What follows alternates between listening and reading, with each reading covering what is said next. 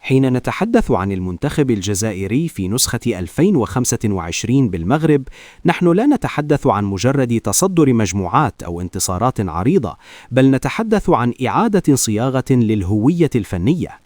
الجزائر اليوم تقدم لنا نموذجاً لما يسمى في عالم التدريب بالنضج الجماعي. لقد انتهى زمن الاعتماد على الفردية الملهمة فقط، وبدأ عصر السيستم الذي يتحرك ككتلة واحدة، وهو ما جعل الخصوم يواجهون إعصاراً أخضر لا يهدأ طوال 90 دقيقة. أولاً، فلسفة بيتكوفيتش اللامركزية كسلاح دمار. عبقرية فلاديمير بيتكوفيتش تجلت في قدرته على فك شفرة الجمود التكتيكي الذي عانى منه المنتخب سابقاً. المرونة والعمق. بيتكوفيتش لم يبني فريقاً، بل بنى منظومة. حين يدفع ب8 لاعبين من الدكة ويحافظ على نفس الرتم الهجومي، فهذا يعني أن الأفكار أصبحت ثقافة لدى اللاعبين وليست مجرد تعليمات. اللامركزية. شاهدنا تحركات هجومية لا تعتمد على مراكز ثابتة.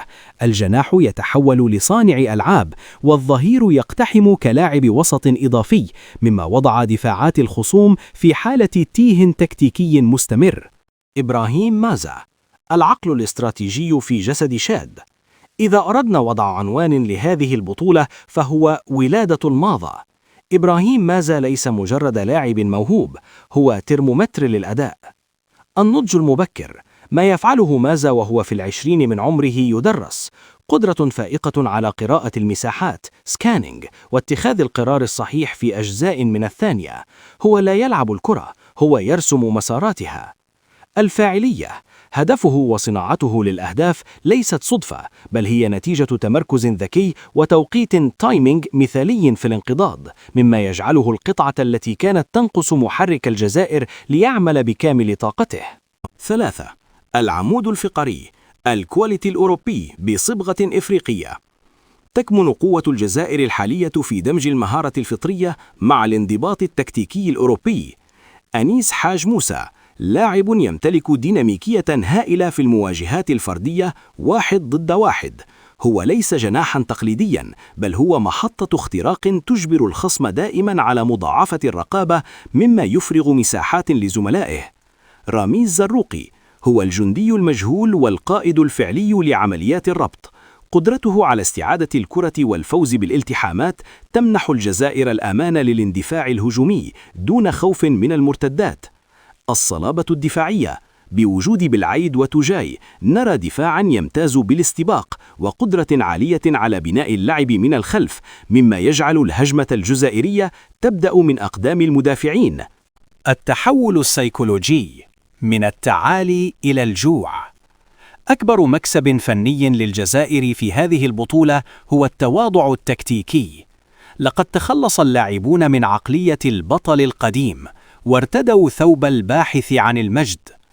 الضغط العالي هاي بريس. نرى رغبة جامحة في استعادة الكرة في مناطق الخصم، وتركيزا ذهنيا يمنع الفريق من التراخي حتى وهو متقدم بثلاثية.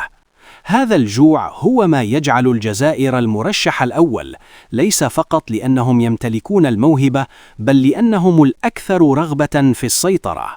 الجزائر الآن وضعت معايير عالية جدا في دور المجموعات. مسار الموت الذي ينتظرهم في الأدوار الإقصائية ليس عائقا، بل أول منصة التي ستثبت للعالم أن هذا المنتخب هو النسخة الأكثر تكاملا في تاريخ الكرة الجزائرية الحديث.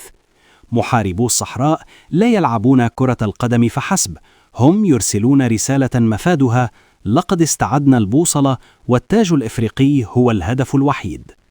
انتظروا آراءكم وتوقعاتكم بكل حماس في التعليقات، فنحن هنا لا نقدم مجرد محتوى، بل نبني مجتمعا كرويا يفهم اللعبة ويستمتع بتفاصيلها. إذا وجدت في هذا التحليل ما يلامس شغفك الكروي، فلا تنسى أن تضع بصمتك بالضغط على زر الإعجاب والاشتراك في القناة لتكون معنا أولا بأول في قلب الحدث. فعلوا جرس التنبيهات، لأن القادم من الأدوار الإقصائية سيكون أكثر إثارة وعمقا.